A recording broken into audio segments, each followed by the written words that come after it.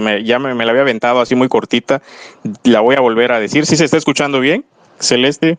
Sí, sí, se escucha bien. Ok, bueno, me la voy a aventar en el celular. Había dicho que Marx tenía pensado escribir después del Capital su obra cumbre, los otros 7, ¿no? Digamos que tratados, vamos a llamarle así, acerca de, por ejemplo, el Estado era uno que tenía la intención de desarrollarlo desde su origen hasta su, digamos, máxima, ¿no? Así como el Capital inicia con el análisis de la mercancía, pues así tenía Marx pensado desarrollar el Estado, ¿no? Entonces, no lo pudo hacer porque, pues, lamentablemente falleció antes. Y Engels, buscando entre sus notas, se encuentra con algunos escritos de apuntes de Marx de un etnólogo llamado Lewis Morgan, norteamericano, que se pasó 40 años estudiando a las comunidades antiguas, sociedades antiguas o primitivas, como le quieran llamar. No me gusta llamarles primitivas, pero bueno. Entonces su libro, La Sociedad Primitiva, que fue escrito por 1880 aproximadamente, tiene la intención de velar, ¿no? Digamos, cómo fue ese origen, ¿no? De las familias o de la familia en general. Y llega a la misma conclusión de Marx. Marx llegó a esa conclusión 40 años antes, él lo llega 40 años después, pero analizando las sociedades indoamericanas, ¿no? Entonces, Marx pues lo estaba leyendo y tuvo una buena opinión acerca de ese etnólogo, ¿no? De Morgan. Lo que hace luego Engels posteriormente decide emprender esa tarea. Entonces dice, bueno, en el texto que leímos dice que Marx lo hubiera hecho mejor, pero bueno, esa es su contribución de él para no dejar ese hueco o ese vacío. Entonces, posteriormente, lo que sí es necesario decir es de que toda la historia, digamos, de la humanidad había sido todas las explicaciones de todo fenómeno se habían hecho por medio de la religión, ¿no? La Iglesia Católica o la religión explicaba todo. Entonces era el idealismo, pensamiento idealista. Y Marx viene a romper con eso, bueno, no solamente Marx, pero él es el que desarrolla, digamos, más allá esos temas, y entonces por eso es el materialismo histórico, ¿no? El materialismo histórico de que los hombres tenemos que producir, no los hombres, los seres humanos, perdón, hombres, mujeres y como se quieran llamar, tenemos que producir, ¿no? Entonces vamos a imaginarnos que estamos, no sé, en un Star Wars, ¿no? Y estamos ahí en un planeta porque pues no sabemos ni por qué llegamos a este planeta y no sabemos ni para qué ni cómo, pero sentimos hambre y tenemos necesidad de alimentarnos. Entonces tenemos necesidad pero no nos cae del cielo, ¿no? No abrimos la boca y nos cae del cielo, sino tenemos que ir a buscarlo. Entonces, esa necesidad de ir y producir es lo que es una contradicción, digamos, dialéctica entre naturaleza y trabajo, ¿no? Esa podría ser una primera contradicción que no hemos analizado más allá. O sea, obviamente todo gira, las obras de Marx y Engels giran en torno a esa contradicción. Y también otra contradicción que me gustaría apuntar, así muy nada más las estoy apuntando, ¿no? Sería la de la tecnología o el desarrollo de las fuerzas productivas y el ser humano, ¿no? Y el trabajo. Entonces, ahí tendríamos nosotros que analizar algo que no está resuelto, ¿no? ¿Cuál sería el mejor sistema de organización política, económica y social? Entonces, más o menos ahí, ese es mi planteamiento ahorita para iniciar, dar ahí un contexto y pues ya los dejo con la compañera que puede ir subrayando lo más importante del primer prólogo Si no, yo ahorita lo voy subrayando posteriormente. Lo que pasa es que tenía la intención de hacerlo, o sea, ¿Se iba a leer completo? No, yo pienso que el primero, a lo mejor el primero sí, es muy cortito, y el segundo vamos detallando los puntos más importantes, ¿no? ¿Qué les parece? Bien. De acuerdo. Ok, pues inicia, compañera Celeste, por favor, el primer prólogo. Claro. Nota de los editores. En los últimos años hemos asistido a un espectáculo de pertinaz reacción oscurantista de la mano de la Iglesia Católica y de los nuevos portavoces del integrismo religioso en el frente político. Bush, Aznar y otros similares han protagonizado una vuelta a los hediondos pozos de la ideología más conservadora del misticismo y la superstición. En pleno siglo XXI, cuando la ciencia ha conquistado cumbres extraordinarias que podrían extender el bienestar al conjunto de la humanidad, los defensores de la economía de mercado se atrincheran en la filosofía del dogma puritano para defender sus privilegios. Toda la metralla respecto a la familia, la religión, el origen divino del hombre, la ley sagrada de la propiedad y los tópicos más rancios se dispara a una discreción desde púlpitos, medios de comunicación y tribunas docentes gracias a estos nuevos inquisidores. En el caso del Estado español, la jerarquía eclesiástica ha desempolvado la pancarta en defensa de la familia y ha sacado sus huestes a la calle.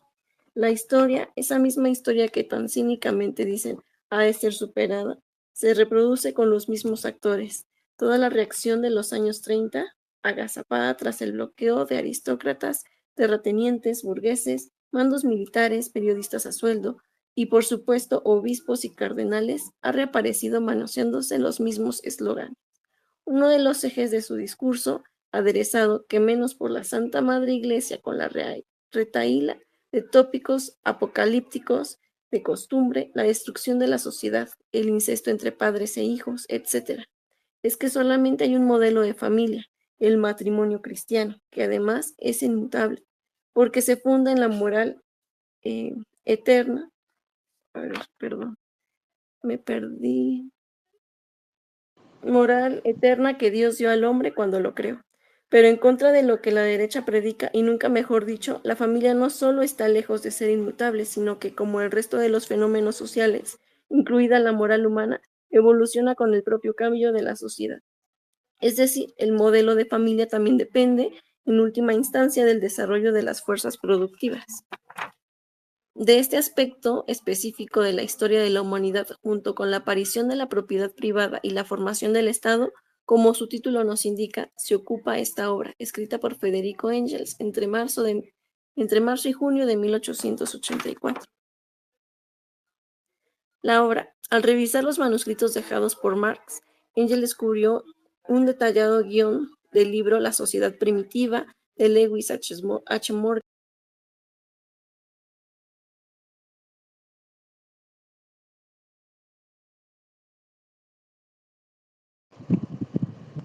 ¿Se dejó de oír? Sí, se dejó de escuchar. A ver. ¿Sí? ¿Me siguen escuchando? Yo tengo... Ahí No, sí ya te escuchas. ahí ya te escuchamos. Bueno, no sé en dónde me quedé. En la obra. Unos segunditos nada más. Ok. Al revisar los manuscritos dejados por Marx, Engels descubrió un detallado guión del libro La sociedad primitiva de Lewis H. Morgan, un investigador norteamericano progresista. Elaborado en 1880-81, dicho guión contenía un gran número de notas críticas y opiniones. Convencido de que el libro de Morgan era una confirmación de la concepción materialista de la historia, Engels vio la necesidad de escribir una obra utilizando las notas de Marx, las conclusiones y datos de Morgan y los resultados de sus propias investigaciones. Engels consideró que esto sería, en cierto modo, un cumplimiento del legado de Marx. Así nació El origen de la familia, la propiedad privada y el Estado, que Lenin calificaría más tarde de una de las obras fundamentales del socialismo moderno. Este libro constituye un análisis científico de las etapas tempranas del desarrollo social de la humanidad, desde las comunidades comunistas primitivas a la formación de la sociedad de clase basada en la propiedad privada de los medios de producción. En él se expone además las características generales de la sociedad de clases, desvelando a su vez las particularidades de la evolución de la familia en las diferentes formaciones socioeconómicas. Asimismo, también pone al desnudo el origen y la naturaleza clasista del Estado. La primera edición del libro vio la luz en Zúrich en octubre de 1884 y fue reeditado en 1886 y 1889. Un año más tarde, Engels preparó la cuarta edición del libro, que aparecería en Stuttgart en 1891. Prosiguiendo más datos sobre la historia de la sociedad primitiva, en particular los trabajos del científico ruso M. Kovalevsky, Engels realizó numerosos cambios al texto inicial, tanto modificaciones como adiciones, sobre todo en el capítulo 2, la familia, aunque ello no afectó a las conclusiones recogidas en las ediciones anteriores, que por el contrario se habían visto confirmadas por los nuevos conocimientos científicos previamente a la aparición de esta cuarta edición. Su prefacio fue publicado en la revista Newsweek, número 41, 1891, bajo el título Contribución a la historia de la familia primitiva, de McLennan Morgan. En 1894 aparecen las primeras ediciones en castellano y en ruso. Fue la primera obra de Engels editada legalmente en Rusia, a partir de la cuarta edición alemana, la misma que la Fundación Federico Engels ofrece ahora. Hemos querido enriquecer nuestra edición incorporándole el apéndice que Engels escribió sobre la cuestión que, aunque brevísimo, tiene todo el valor de ser del puño y letra del autor. Este apéndice, que no está incluido en las anteriores ediciones de la obra, en castellano, lleva por título Un caso recién descubierto de matrimonio por grupos, y fue publicado en 1892 en Newsweek. La fuente del artículo de Engels fue el informe del etnógrafo ruso Lev Yakovlevich Sternberg sobre la sociedad de los Giljakos, publicada en el periódico Russey Videmosty.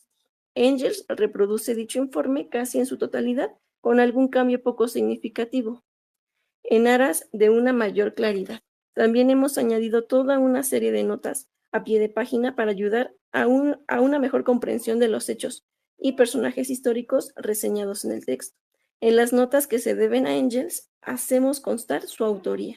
Asimismo, nos pareció mejor traducir los títulos de todos los libros que Engels cita en su texto. Si existen en la base de datos de la Agencia Española del ISBN, lógicamente optamos por el título que en ella figura. En caso Ahí termina, ¿no? Ahí termina. Ya lo demás está hablando de libros y todo ese rollo, ¿no? Detalles ahí secundarios. A ver, como el segundo prólogo, el primer prólogo, ¿qué vieron de interesante de estas 3 páginas que leíste, compañera?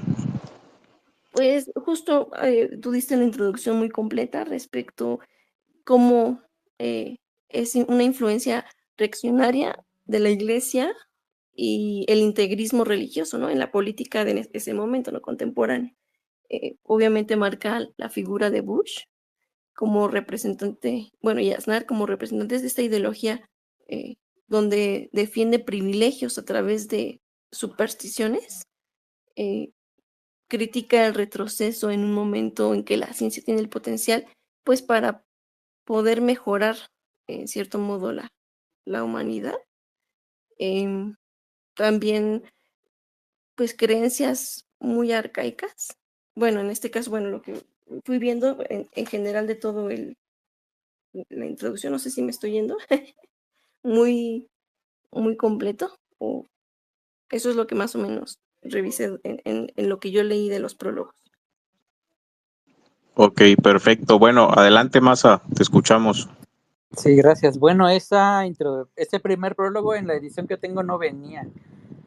Yo tengo prefacio a la primera edición y prefacio a la cuarta edición, que son escritos pues por el mismo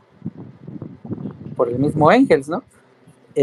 Pero ese prólogo yo creo que ahí lo que se deja ver es que digamos una concepción científica de la sociedad es posible, y no solo esa, claro, material, claro, científica y material, ¿no? De la sociedad es posible, y no solo esa, pues esa ese idealismo religioso, ¿no? Pues que en la actualidad, y ahí lo plantean, yo creo que es un prólogo actualizado, pues, lo plantean incluso desde el punto de vista fundamentalista de la religión, ¿no?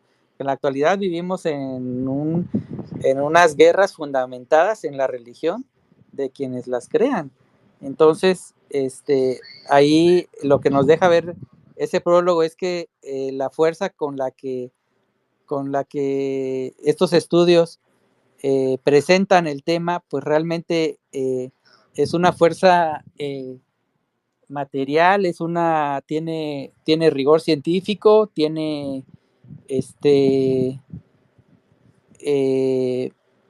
además nos habla pues de que las conclusiones del libro, lo cual, bueno, los que ya lo leyeron, podrán darse cuenta que todo va muy hilado, ¿no? Todo va hilado a una lógica material, y yo creo que desde este prólogo ya se deja ver que esa es la intención de Engels. Es cuanto, gracias.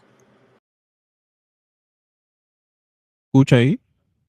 Sí, ya te escucho. Ustedes me dicen. Sí, se escucha. Ok, es que ya me cambié de navegador. A ver, ahora sí, ¿no? En la compu. Ok. Sí, de hecho, lo que leyó la compañera y es una nota, ¿no? De los editores. Los dos que escribió Engels es el siguiente, De 84. que es el de 3 páginas.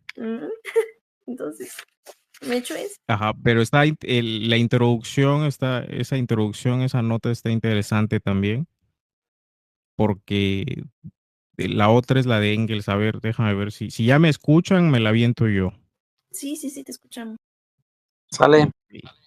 Ok, den un segundito para que ahorita voy a buscarla. A ver, ya. Dice, prefacio del autor a la primera edición 1884. Las siguientes páginas vienen a ser en cierto sentido la ejecución de un testamento. Carlos Marx se disponía a exponer personalmente los resultados de las investigaciones de Morgan en relación con las conclusiones de su, hasta cierto punto puedo decir, nuestro análisis materialista de la historia, para esclarecer así y sólo así todo su alcance. Morgan descubrió de nuevo en América y a su modo la teoría materialista de la historia, descubierta por Marx 40 años antes, y guiado por ella llegó, contraponiendo barbarie y civilización, a los mismos resultados esenciales que Marx. Señalaré que los maestros de la ciencia prehistórica en Inglaterra procedieron con la sociedad primitiva de Morgan, del mismo modo que los economistas gremiales de Alemania con el Capital de Marx, al que durante largos años estuvieron plagiando con tanto celo como empeño ponían en silenciarlo. Mi trabajo solo medianamente puede reemplazar al que mi difunto amigo no logró escribir. Sin embargo, tengo a la vista, junto con extractos detallados que hizo de la obra de Morgan, glosas críticas que produzco aquí siempre que cabe. Dice, y esto es muy importante, así para que vayan anotándole. Según la teoría materialista, el factor decisivo en la historia es, en última instancia, la producción y la reproducción de la vida inmediata. Pero esta producción y reproducción son de dos tipos. De una parte, la producción de medios de existencia, de alimentos, de ropa, de vivienda y de los instrumentos necesarios para producir todo eso. Y de otra parte, la producción del hombre mismo, la continuación de la especie. El orden social en que viven los hombres en una época o un país dados está condicionado por esos dos tipos de producción, por el grado de desarrollo del trabajo y de la familia. Cuanto menos desarrollado está el trabajo y más restringida es la cantidad de sus productos y por consiguiente la riqueza de la sociedad, con tanta mayor fuerza se manifiesta la influencia dominante de los lazos de parentesco sobre el régimen social. Sin embargo, en el marco de esta sociedad basada en los lazos de parentesco, la productividad del trabajo aumenta sin cesar y con ella se desarrollan la propiedad privada y el intercambio, las diferencias de fortuna, la posibilidad de emplear fuerza de trabajo ajena y por consiguiente la base de los antagonismos de clase, los nuevos elementos sociales que en el transcurso de generaciones tratan de adaptar el viejo régimen social a las nuevas condiciones hasta que por fin la incompatibilidad entre uno y otras conduce a una completa revolución. La sociedad antigua, basada en las uniones gentilicias, salta por los aires a consecuencia del choque de las clases sociales recién formadas. Su lugar lo ocupa una sociedad organizada en estado y cuyas unidades inferiores ya no son gentilicias, sino territoriales.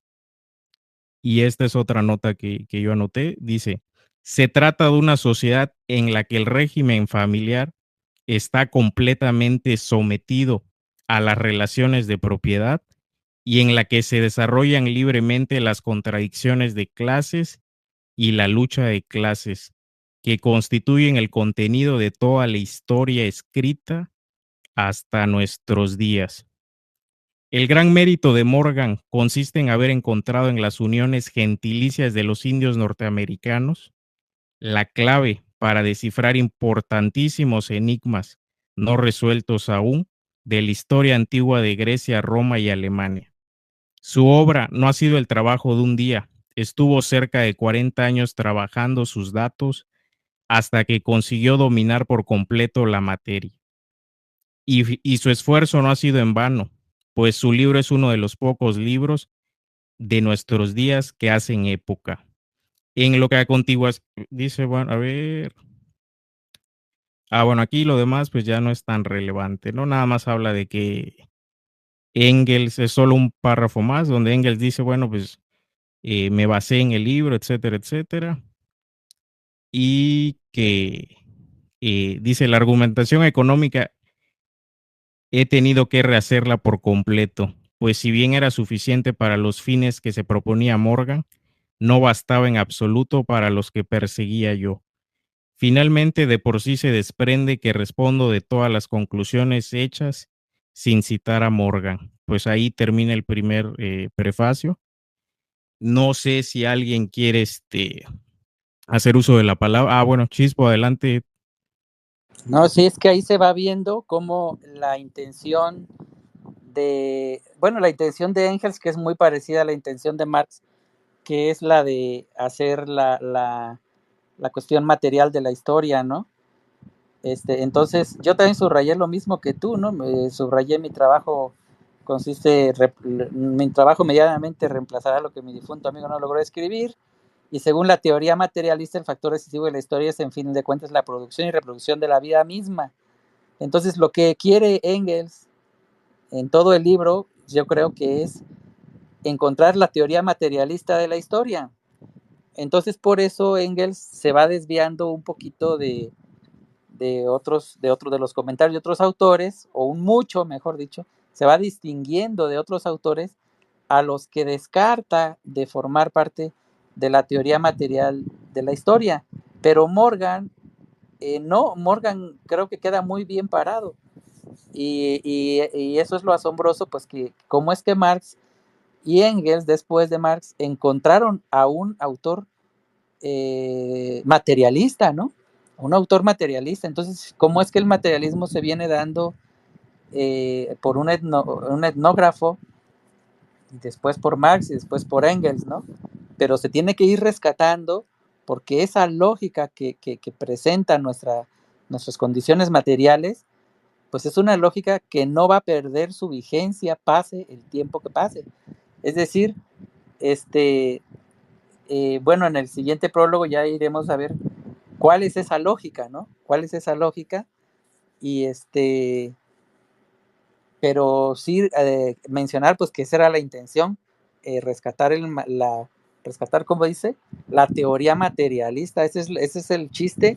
Y si nosotros nos apegamos a la teoría materialista, pues no vamos a tener ninguna molestia con que se llegue a una conclusión o a otra, porque al final de cuentas la teoría materialista pues nos la da la misma materialidad de las cosas y no la intencionalidad de nadie, ¿no? Pues bueno, ahí dejo mi comentario, gracias. Sí, Chispo, muy bien. De hecho, pudiéramos agregar para complementar un poquito lo que se ha dicho, que esa sería la base, ¿no? Al final del estudio del marxismo, pues el materialismo, ¿no? Histórico y la dialéctica, ¿no? Por un lado, y la crítica de la economía política por otro. O sea, son las tres fuentes del marxismo son esas, de hecho, ¿no? Entonces, lo que nos sucede a veces es que estamos muy influenciados todavía por el pensamiento idealista. Entonces todavía seguimos creyendo, no, es que hay un Dios, hay dioses o hay un Dios que nos va a salvar o va a regresar Jesús y nos va a llevar al cielo porque nos portamos bien, ¿no? Entonces creemos en eso. Y eso es algo que ese pensamiento es puro idealismo, ¿no? O sea, no tiene una base material que pueda fundamentarlo. Entonces, esa es, digamos, la crítica que hace Engels. Y también hay que decir, bueno, que si le preguntamos a un neoclásico, ¿no? A otro economista, pues nos va a dar una definición de economía y que no se ajusta a lo que pensaba Marx y Engels, ¿no? O sea, porque para un marxista, la economía son relaciones de producción e intercambio, ¿no? O sea, lo que importa es lo que producimos, cómo lo producimos, cómo lo intercambiamos, ¿no? Cómo distribuimos. Eso es lo importante. Y para un neoclásico dice, o tú vas a, no sé, a cualquier carrera donde enseñan economía, aunque veas un semestre de economía, el maestro te va a decir, la economía es, por ejemplo, la asignación de recursos escasos, ¿no? Cómo repartimos esos recursos escasos. Siempre trabaja sobre esa, digamos, una base de escasez, ¿no? Para ellos. Para los neoliberales es casi igual, ¿no? Por eso siempre andan diciendo que y de dónde va a salir el dinero, ¿no? O sea, siempre se hacen esa pregunta, ¿no? Ese planteamiento. Entonces, ahí podemos ver que hay una diferencia, ¿no? Entre ideológica, filosófica, entre, entre Marx y los economistas burgueses, ¿no? Ahí lo voy a dejar. Y si entramos al segundo prólogo, pues vemos que nos dice Engels que dice que hasta 1860 ni siquiera se podía pensar en una historia de la familia.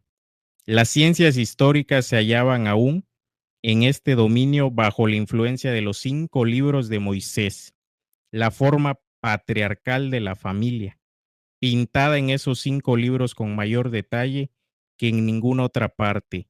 No solo era admitida sin reservas como la más antigua, sino que se la identificaba, descontando la poligamia, con la familia burguesa de nuestros días, de modo que parecía como si la familia no hubiera tenido ningún desarrollo histórico.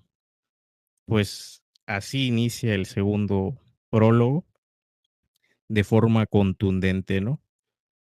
Prácticamente lo está planteando que nos basamos en lo que dijo según Moisés durante todos 2000 años, ¿no? Casi 2000 años nos basamos en eso. ¿Cómo ves? Adelante, Chispo, te escuchamos. Bueno, ya, si vamos a entrar al segundo, prólogo, ahí empezamos con las ideas de Bachofen hasta Morgan, ¿no? Pero son ideas científicas o por decir materiales. Yo sustituyo la palabra científica y material porque al final de cuentas lo científico es comprobable materialmente, ¿no? Entonces, podríamos decir que al hablar de materialismo estamos hablando, pero en la época de Marx pues no existía que la sociología, que la psicología, entonces no se hablaba de la cientificidad de las cosas, sino la materialidad estaba teniendo el rigor que en la actualidad tienen las ciencias, ¿no? Por eso es que hay que hablar ahí de la cuestión. Si quieres, yo te puedo pasar lo que subrayé del segundo prólogo, porque ese sí viene muy largo. Sí, Y sí, sí, no, sale. adelante.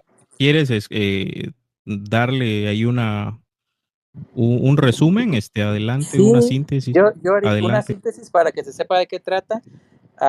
Aunque alguien tenga otras notas, podríamos añadirlas. Dice, hago en este prólogo una breve exposición del desarrollo de la historia de la familia desde Bachofen hasta Morgan. Luego vemos qué dijo Bachofen.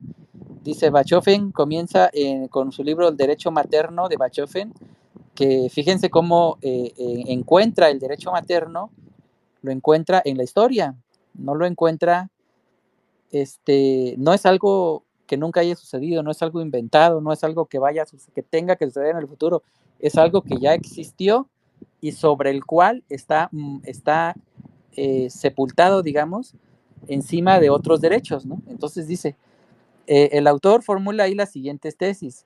1. Primitivamente los seres humanos vivieron en promiscuidad sexual, que se llama heterismo, ¿no? 2. Tales relaciones excluyen de toda posibilidad de establecer la paternidad. Entonces, en la época de la promiscuidad sexual, la única filiación que se tenía por segura era la materna. Y ahí empezamos con el derecho materno, es decir, el derecho originalmente era materno. Originalmente, según Bachofen, según esto que encuentra Bachofen, tiene mucho sentido, porque cuando el ser humano no tenía una monogamia, de la única persona que se estaba seguro era de la mamá, y ahí empieza la línea de filiación. No existiría la filiación si no hubiera existido primero por la vía materna, porque por la vía paterna no hubiera habido modo de comprobarlo, según el derecho materno. Ahora continúa. Esto se dio entre todos los pueblos antiguos. 3.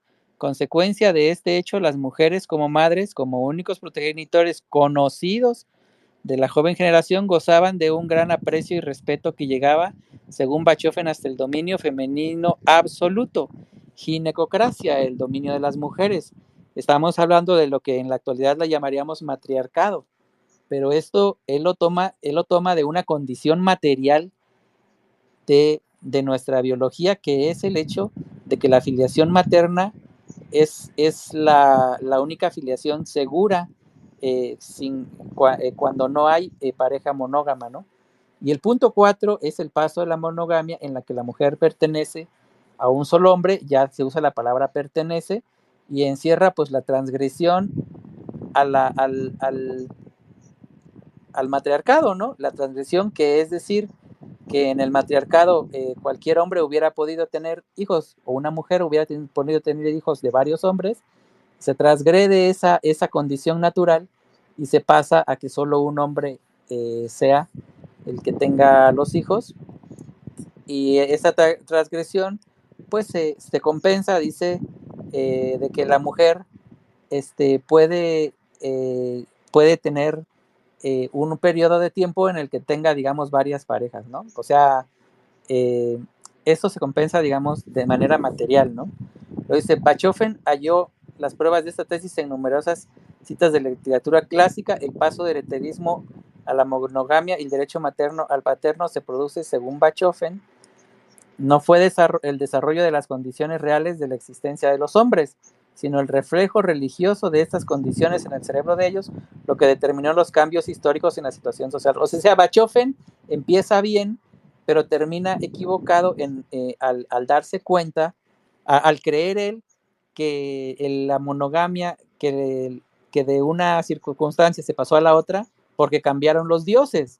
Entonces, a lo mejor Bachofen sí llega a un indicio, digamos, antropológico del ser humano al hablar de dioses, pero sin embargo eso no significa que así haya sucedido, porque recordemos que la intención de nuestro autor es encontrar la teoría material, entonces se tendría que deshacer de esta parte de lo que dijo Bachofen, de que es correspondencia con la idea. Y dice, Bachofen interpreta la Orestiada de Esquilo como un cuadro dramático entre el derecho materno agorizante y el derecho paterno, ¿no? Y entonces, ¿cuál es la estriada de la Orestiada de Esquilo? La Orestiada de Esquilo es cuando el rey que se va a Troya, para que le fuera bien en su viaje, sacrifica a su hija, y a la mamá eso no le gusta, y a su regreso del rey, la mamá mata al rey, porque le tenía mucho coraje por haber sacrificado a su hija. Y la mamá se queda con el tío. Pero pues el hijo de este rey no sabía eso, que su papá había sacrificado a su hermana. Entonces va y mata a la madre y mata a su tío. Entonces esta tragedia es llegada hasta los dioses, y entonces se supone que ahí le dicen a los dioses que van a juzgar al hijo. El hijo se llama Orestes, ¿no? Orestes es el hijo. Y entonces Orestes es juzgado y es absuelto, porque dicen que la mamá cometió un crimen muy atroz. Sin embargo, vemos cómo los dioses favorecen al derecho paterno, es decir, al derecho del hijo, sobre el derecho de la mamá y la hija, ¿no? Es decir, la hija fue sacrificada por el papá solo para que no tuviera accidentes en el viaje. O sea, por eso la sacrificaron. Mas, sin embargo, en el juicio de Atena y Apolo, esto no es tomado en cuenta. Esto no es tomado en cuenta, y sí es tomado en cuenta la transgresión de la mamá. ¿Cómo se llama? A ver si tengo aquí cómo se llama la mamá.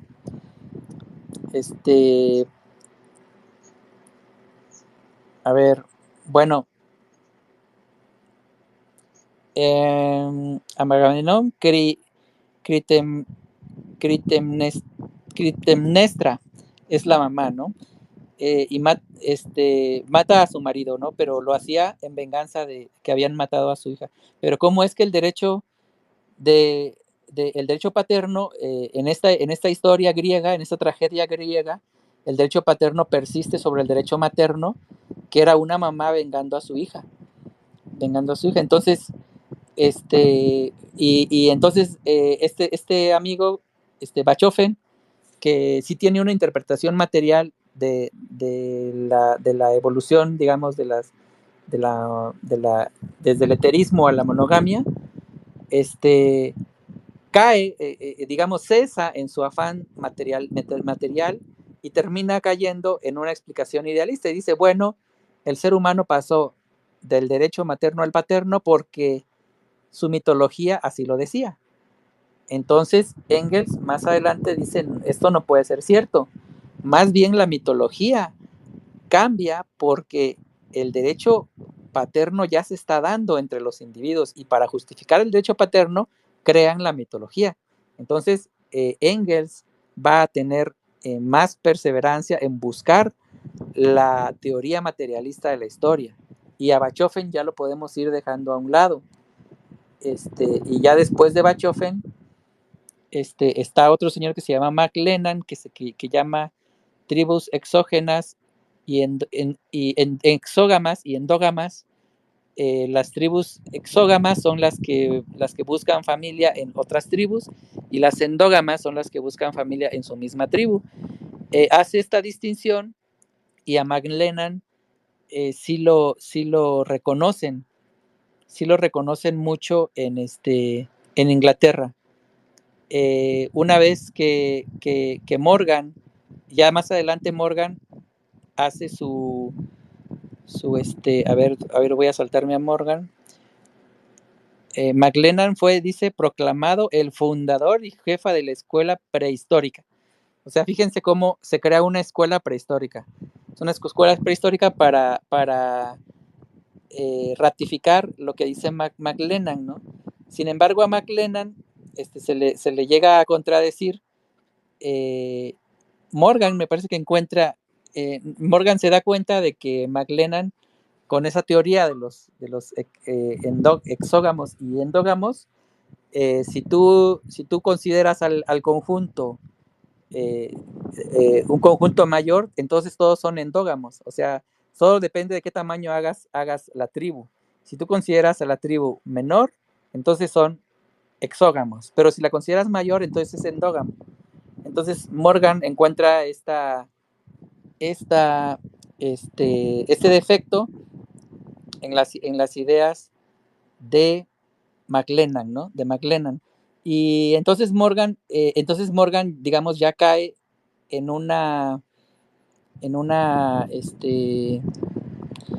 pues nuevamente en una materialidad, ¿no? Morgan cae en una materialidad y y McLennan, digamos, se queda como en una explicación que no cabe dentro de la teoría materialista, ¿no?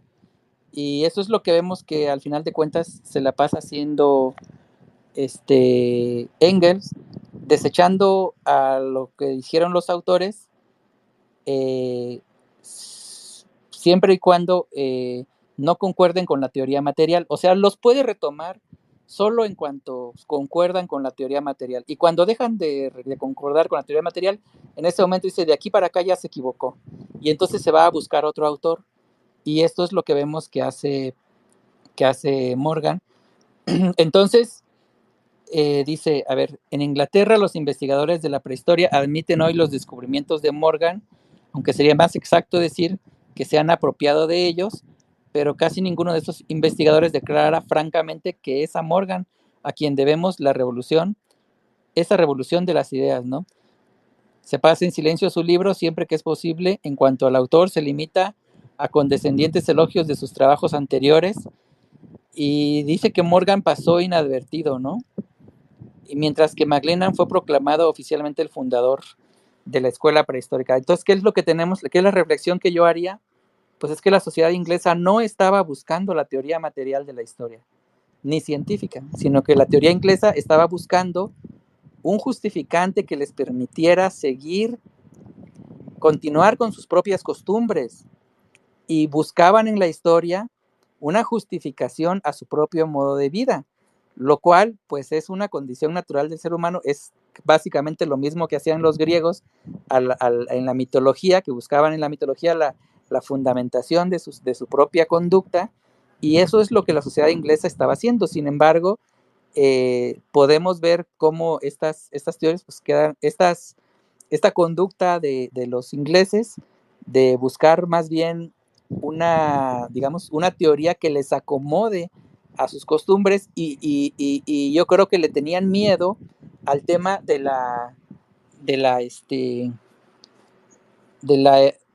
¿cómo se llama? Del eterismo, a estos otros temas, pues un poco más, a lo mejor de la monogamia, de la poligamia, y entonces ellos preferían buscar otras teorías un poco más, eh,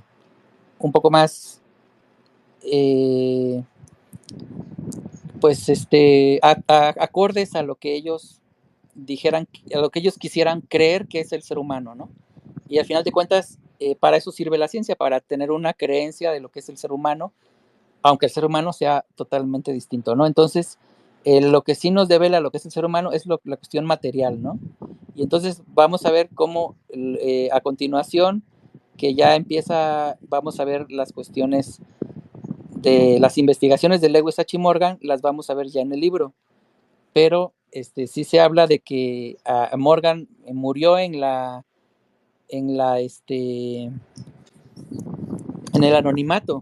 anonimato, y además, siendo que es americano, básicamente Marx es el que lo estaría rescatando. Pues bueno, esas serían las observaciones que yo tendría de esta del segundo prólogo. Y bueno, a ver, voy a leer otro poquito de lo que subrayé. Dice, McLennan fue en cierto modo proclamado oficialmente el fundador de la escuela prehistórica inglesa, que hasta cierto punto se consideraba a buen tono no hablar, sino sino con el más profundo respeto de su alambricada construcción histórica, que conducía desde el infanticidio a la familia del derecho materno, pasando por la poliandría y el matrimonio por rapto, teníase como grave sacrilegio manifestar la menor duda acerca de la existencia de las tribus endógamas y exógamas que se excluían absolutamente unas de otras, ¿no? Por tanto, Morgan, al disipar como humo todos estos dogmas consagrados, cometió una especie de sacrilegio. Es decir, lo que vamos a ver es que Morgan logra construir una teoría material posterior a McLennan, pero a McLennan ya se le había tomado como si fuera una creencia mitológica, ¿no? Es decir, una explicación a lo que yo quiero que sea el ser humano, ¿no? Y por lo tanto, cuando Morgan logra disipar todos estos dogmas, o ya McLennan se estaba pasando, se le estaba pasando como, digamos, como ya un conocimiento absoluto. Entonces, cuando Morgan lo disipa, la sociedad inglesa, pues digamos, prefiere ignorarlo, y ahí vemos pues que la sociedad no tiene el rigor científico que una persona como Engels o como Marx sí lo tienen, y como el mismo Morgan. Entonces, todo esto lo vamos a ver en el libro, ¿no? En el libro vamos a ver qué es lo que hizo Morgan, que logró desmitificar lo que decía McLennan, y que además tiene que ver con esta teoría material de la familia, el Estado y la propiedad privada. Pues ahí la dejo, es cuanto. ¿Y alguien más si quiere hacer comentarios del segundo prólogo? Perfecto, Chispo. No, muy bien, muy bien. De hecho, súper completo. Quizás ahí agregar solamente el último párrafo, ¿no? El de que dice que Morgan, ¿no? El descubrimiento de la gens primitiva del derecho materno es como lo que hizo Darwin, ¿no? En la teoría, es para la historia primitiva como la teoría de la evolución de Darwin, ¿no? Y como el descubrimiento o la teoría de la plusvalía de Marx para la economía política, ¿no? Entonces, esto de el descubrimiento de Morgan es muy importante. Obviamente les digo que no está ni traducido, creo, al español sus libros. En inglés creo que sí está uno. Entonces, prácticamente están ahí olvidado, ¿no?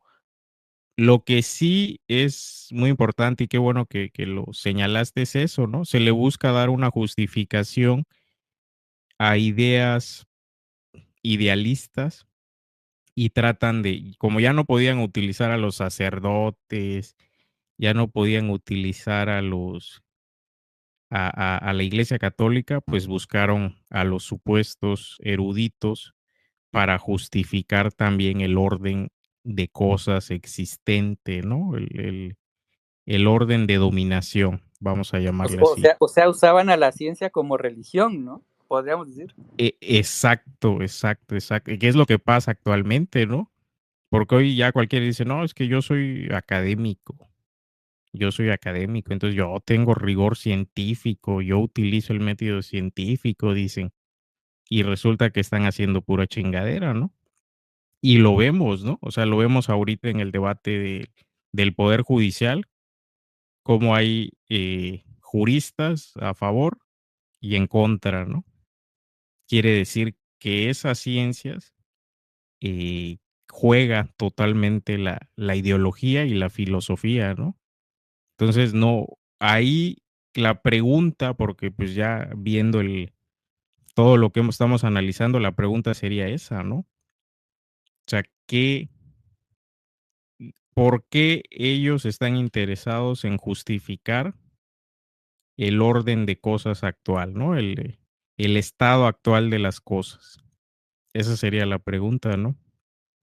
Y iba a decir otra cosita más para ver si Celeste o alguien más quiere subir a comentar algo. Raúl, que está allá abajo, a ver si nos quiere dar sus comentarios, ¿no? Pero estuvo muy bien, muy completo.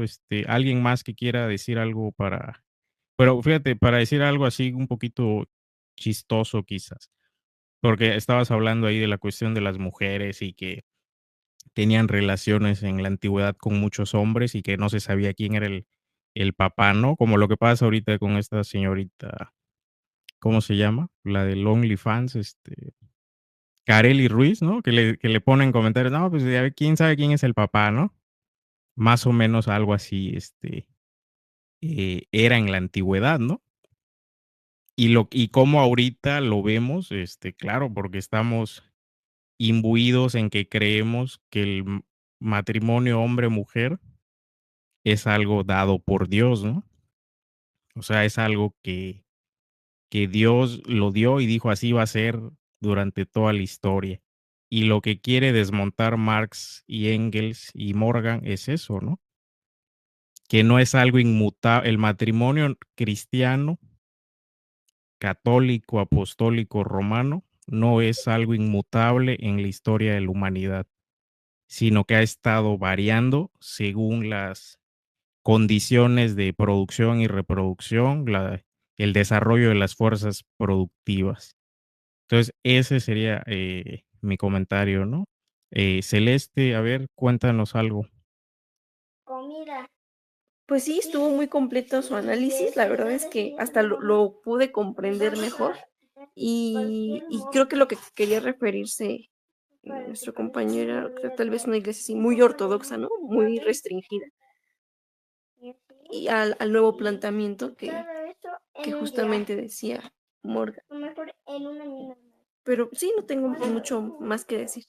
Yo la verdad es que dije, lo vamos a leer y lo voy a analizar mejor, porque justo sí había temas como complicadillos.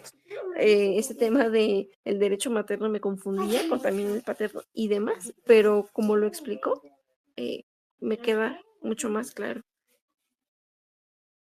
Correcto, no, muy bien, Celeste. No, Chispo ya, nos resumió así súper bien. Yo dije, chinga, me voy a aventar otras 10 páginas. Dije. No, pero él ya lo resumió súper bien. Crítico, Raúl, Carlos Briggs, que nos está aquí acompañando, nuestro amigo Carlos Briggs, Raúl y nuestro amigo también crítico.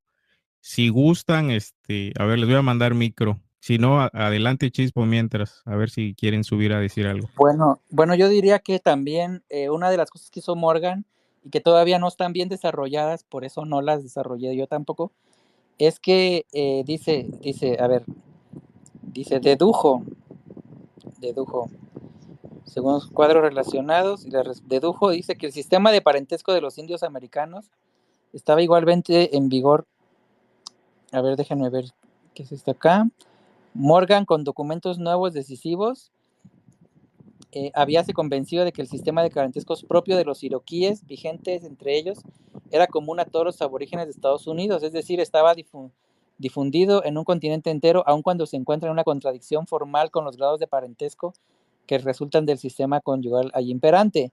Incitó entonces al gobierno federal americano a que recogiese informes del sistema de parentesco de los demás pueblos según un formulario y cuadros confeccionados por él mismo, y las respuestas dedujo que el sistema de parentesco de los indios americanos estaba igualmente en vigor en Asia y bajo una forma poco modificada en muchas tribus de África y Australia, nada más que aquí no está bien desarrollado. Dice que este sistema tenía más completa explicación en una forma de matrimonio por grupos que se hallaba en proceso de extinción en Hawái y en otras islas australianas, que en estas mismas islas existía junto a esta forma de matrimonio un sistema de parentesco que solo podía explicarse mediante una forma desaparecida hoy de matrimonio por grupos.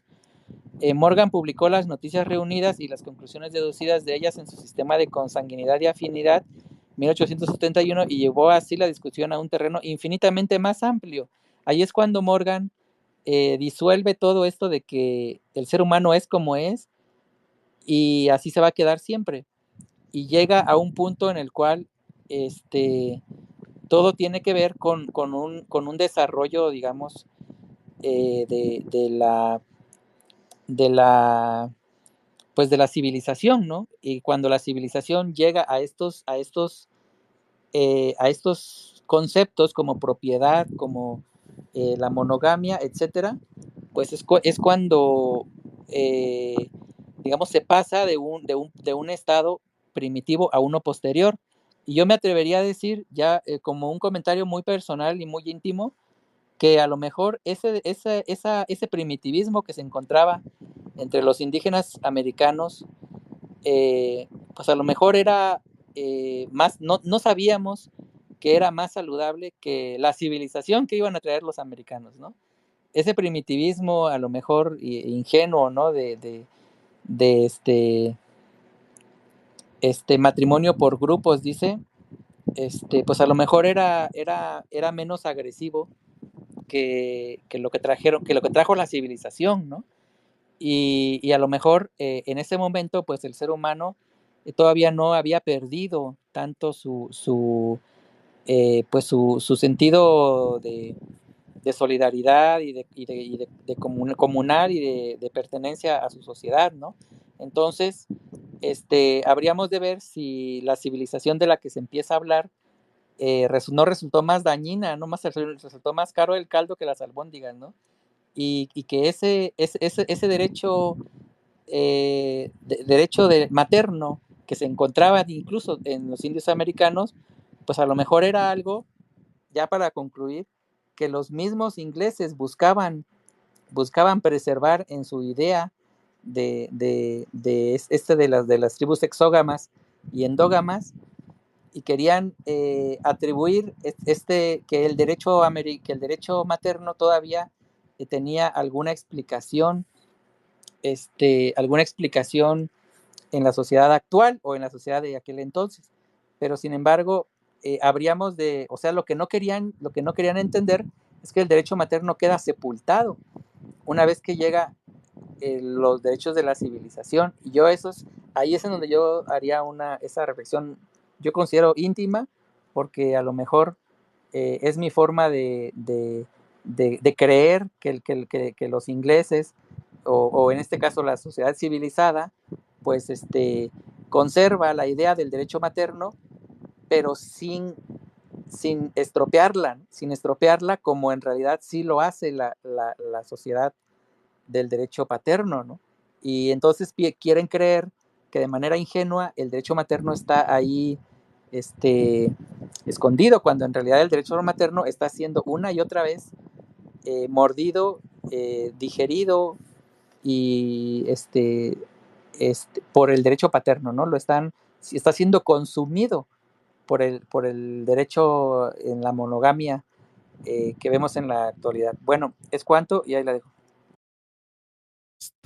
Está muy interesante. Fíjate, lo que acabas de decir está muy interesante porque hablas bueno, el texto habla de matrimonio de grupos, ¿no? O entre grupos, algo así, que significa que pues, varios hombres tenían relaciones con varias mujeres, No, ¿no? no, el matrimonio ¿Es de eso? grupos se explica más adelante como que, digamos, tú llamabas hijo a tu sobrino y tu Ujú, sobrino te sí, sí, llamaba sí. padre. Y ese es un matrimonio, digamos, de grupos. Digo, lo de que a lo mejor se tenían relación, pues a lo mejor no. Eso no está Sí, sí, sí. especificado. Pero, por ejemplo, todos le decían, a- pero a los hijos de tu hermana les decían sobrino, porque tu hermana ya era de otra, ya se Correcto. había ido a otra familia. Entonces, ese es como, digamos, que la familia como el grupo, y el matrimonio de grupos, o sea, no es lo que nos estamos imaginando que nos vamos a vivir todos a una misma casa, no, no. Es un matrimonio es una comunidad, dijéramos, es una comunidad en la cual todos se consideran Pe- padres, todos se consideran hijos, todos se consideran madres, aunque adentro podría existir la monogamia o podría existir la, La la poligamia. poligamia, ¿no? Ya sea de una manera u otra. Exacto, sí. Es que fíjate, ahí no lo bueno, no lo especifica en el prólogo. Más adelante ya lo vamos a ver, pero quería hacer el comentario porque a mí me queda esa idea y digo, matrimonio de grupos pues es como una tipo orgía o algo así, ¿no? La gente puede pensar eso. Y no es que no existiera, a lo mejor y No, sí existe. más bien es quién se hace cargo de los hijos, ¿no? Que tú te vas a hacer Exacto. cargo de tu sobrino y te vas a hacer cargo, más bien es eso el matrimonio, ¿no? Es la protección que se dé en la familia. Exactamente. Entonces, yo ahí en tu comentario y respondiendo a tu comentario, o sea, porque me gustó la reflexión que hiciste, puede ser, ¿no? El sistema de matrimonio hombre-mujer le conviene más a la propiedad privada, ¿no? O a la existencia de la propiedad privada. Este es el sistema que más le conviene y no el que tú decías, ¿no? Un sistema anterior basado en el derecho materno y, o sea, le conviene más el derecho paterno al sistema capitalista, le conviene más el derecho paterno, ¿no? El matrimonio de hombre-mujer. Y por eso se le buscó una justificación religiosa y no solo religiosa, sino también después vemos que expertos, pues los condecoraron, los premiaron, les dieron la cruz de hierro y no sé qué tantas cosas para justificar que este tipo de relaciones, ¿no? De dominación. Entonces, ahí la reflexión de Marx y Engels es muy interesante porque nos lleva a replantearnos eso. O sea, replantearnos que la explicación de la Iglesia Católica no se sostiene. La explicación de la Biblia de que vino Dios y en el primer día creó los cielos y la tierra y luego inventó y creó al hombre y dijo hágase la luz y se hizo la luz, no se sostiene por ningún lado, es puro, simple y llanamente idealismo. O sea, no hay una base material para creer eso. Y eso es lo que dice Marx y Engels. No le tira tanto ahí a la religión, yo le estoy tirando un poquito más porque pues es parte de lo que he reflexionado, ¿no? Entonces,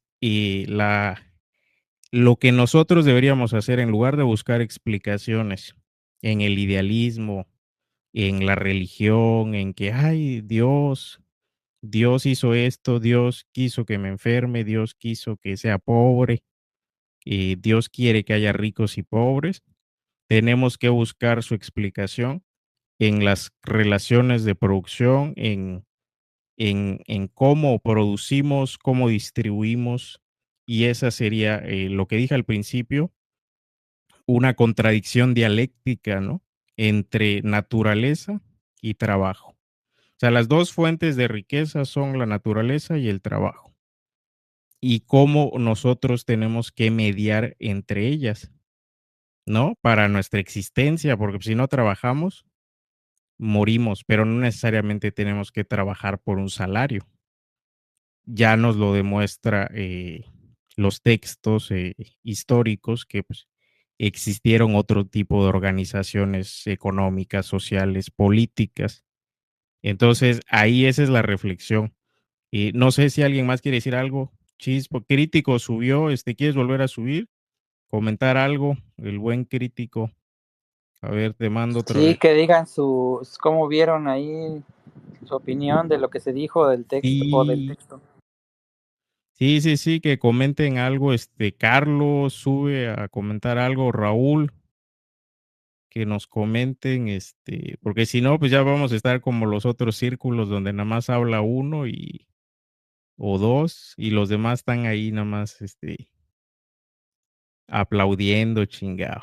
Yo creo que aquí yo creo que la idea es que ya nos dejó en claro Engels que su intención de él es buscar la lógica material de esta circunstancia que es la familia, ¿no? Una lógica material. Y ya nos dejó en claro pues que en la historia la sociedad se rehúsa a ver esa lógica material de la familia, sino que quieren ver pues una lógica espiritual, ¿no? Bueno, la lógica espiritual se refiere a que qué es lo que debe ser el papá, lo que debe ser la mamá, una idealización de la familia. Bueno, a lo mejor, claro, se idealiza la protección que deben encontrar en la familia, etcétera, pero esa protección idealizada, si tú lo ves en la vida material, no se da. O sea, tú haces la protección idealizada y adentro de la familia todavía hay injusticias. Entonces, toda esa idealización no responde a la lógica material. En cambio, lo que sucede de que los padres no le dan la pensión a la mamá y se están años sin darle la pensión de alimentos a los hijos, lo que sí sucede, eso sí responde a lo material, sí responde a la lógica material. Entonces, nosotros aquí lo que se plantea es que tenemos todo lo que pasa en la familia tiene que verse con una lógica material y no con una lógica de que, ay, es que sí lo quiere, sí la quiere, pero tiene muchos problemas. O sea, no podemos nosotros andarle respondiendo no podemos nosotros andar promoviendo la idealización de algo que no sucede, sino más bien tenemos que buscar cuál es la lógica de lo que sí sucede, ¿no? Entonces, ya nos deja claro desde aquí las intenciones Engels, que de eso se va a tratar el libro. Y por eso a mí me parece que el prólogo es muy, muy, ¿cómo se llama? Pues muy ilustrativo de lo que viene a futuro, porque desde el mito griego, donde se ve que predomina el derecho paterno al derecho materno, hasta la cuestión material de cómo sucede, las familias, cómo se reproducen las familias por medio de la cuestión material, todo eso se tendrá que tocar para saber cuál es el origen. Desde luego hay que decirlo, ¿no? Cuando Engels habla del origen de la familia, la propiedad privada y el Estado, estaba hablando del origen material, no está hablando del origen, de otro tipo de origen, digamos, Real, ¿no? podemos decir que hubiera un origen justificado, ¿no? El origen, ¿cómo decir? La justificación de... No. Está hablando del origen material y no de un origen, digamos, conceptual, ¿no?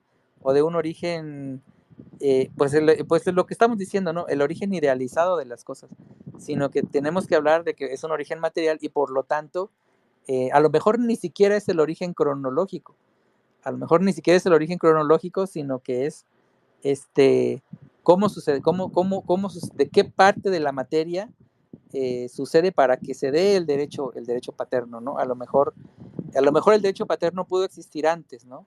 Pero no tenía el predominio, pero fue agarrando un predominio mayor cada vez conforme se fue haciendo de una mayor industria, ¿no?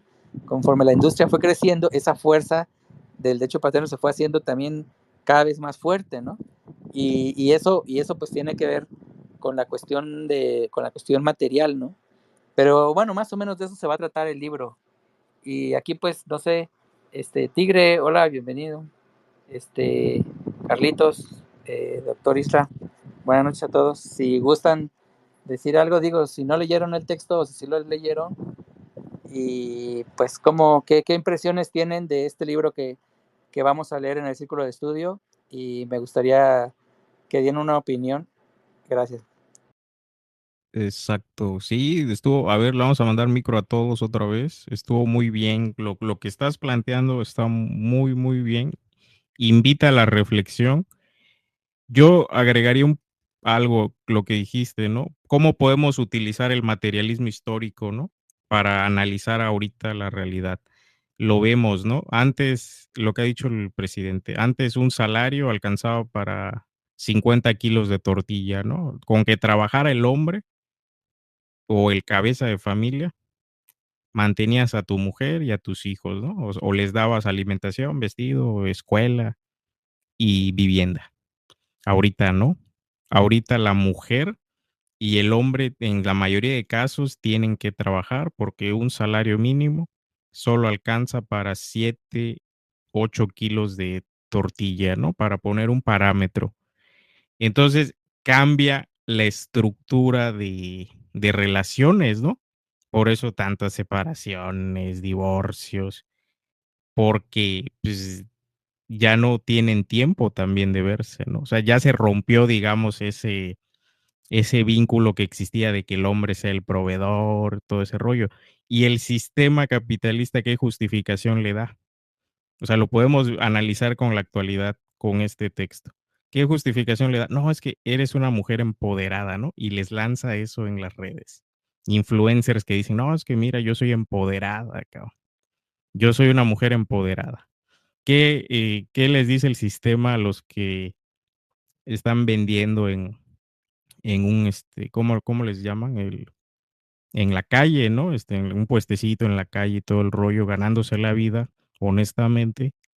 No, pues eres emprendedor, cabrón. En lugar de, si lo analizamos, dices, es una persona que está en el desempleo, que, que el sistema lo sacó, no va a tener pensión, no va a tener jubilación, no tiene seguridad social y tiene muchísimos problemas asociados a eso, ¿no? Pero el sistema te vende que eres emprendedor, que debes ser emprendedor. Y lo mismo en el caso de las mujeres, ¿no? Hombres y mujeres, en las parejas actuales. Como el salario ya no alcanza, eso trastoca las relaciones y por eso pues le buscan una justificación. Entonces ya hay mujeres luchonas, ya hay empoderadas, hay feministas, ¿no? Hay feministas, ¿no? Porque también el sistema está promoviendo eso, ¿no? De que no, mujeres independientes. Cuando lo que deberíamos estar promoviendo nosotros es que como una medida que no es la solución, pero sí ayuda un poco que aumente el salario, ¿no? Y que te alcance para mantener a una familia, ya sea que trabaje el hombre o la mujer, pero no que ahorita tienen que trabajar los dos y por ende, pues se rompe ese vínculo, ¿no? De pareja. Pues yo ahí la dejo, no sé si alguien más quiere subir, opinar, si no, pues ya vamos a ir A ver, cerrando. yo quería cerrar con mi comentario Adelante. con, recordemos que estos temas de lo que pasa en la familia de manera material y no de manera ideal, porque lo de menos sería seguir idealizando a la familia, viendo mujer casos de la vida real y la Rosa de Guadalupe, y seguirle metiendo a la gente la idea de que la familia tiene que ser buena y tiene que ser y de que tienes que ser bueno, como si se tratara de una cuestión, de una cuestión de algo que nos sale mal o nos sale bien, ¿no? Cuando en realidad pues se trata de algo que sucede y que tiene que ponérsele remedio. No es si te va a salir bien o mal, es que tiene que salir bien. Y si alguien no quiere cooperar, pues no tenemos por qué seguir necesitándolo. A la persona que no quiere cooperar, pues no lo necesitamos, ¿no? Al que es mala onda, pero el Estado se tiene que hacer cargo de lo que pasa en la familia. Y es por eso que este sistema, por ejemplo, los sistemas de cuidado que está promoviendo esta Clara Brugada, pues le están entrando en el tema del origen de la familia, el origen material de la familia, porque en la actualidad, digamos, no es que el origen de la familia es algo que ya pasó en el pasado, no, es algo que está pasando. Por eso les decía que no es cronológico. El origen de la familia hoy, ¿cuál es el origen de la familia hoy? El origen de la familia hoy es distinto que el origen de la familia paleolítico. Entonces no tienen el mismo origen, la familia no tiene el mismo origen en todas las etapas de la historia, sino que en cada etapa de la historia tendrá un origen y ese origen de la familia en cada etapa de la historia es reproducido una y otra vez, y por eso las sociedades siguen teniendo un solo modelo, ¿no? Porque es reproducido, como bien lo empezó diciendo Engels. Dice, el factor decisivo es la producción y la reproducción de la vida inmediata. ¿Y dónde se da la producción y la reproducción de la vida inmediata? En la familia. Entonces, en este sistema de cuidados yo me atrevería a pensar que, por ejemplo, las personas que abandonaron a sus hijos, etcétera, pues el Estado tendría que hacer cuidados para huérfanos, ¿no? Para los huérfanos. Y no depender de la cuestión de la voluntad, ¿no? Sino que tiene el Estado que hacerse cargo de las personas que dejaron a sus hijos, se fueron, a veces se fueron de borrachos o algo así, y el niño queda así, ¿no? Entonces, todas esas cosas que pasan en la familia y que dan origen a la familia en la que vivimos en la actualidad, el Estado no puede seguir idealizándolas como si todo dependiera de la voluntad de los demás, sino que el Estado tiene que intervenir para que precisamente esas deficiencias que no se dan en la idealización, sí se den en lo material. Y así suplimos lo que te imaginabas y no se dio, lo suplimos con lo que no se está dando, pero que tenemos que hacer que sí se dé.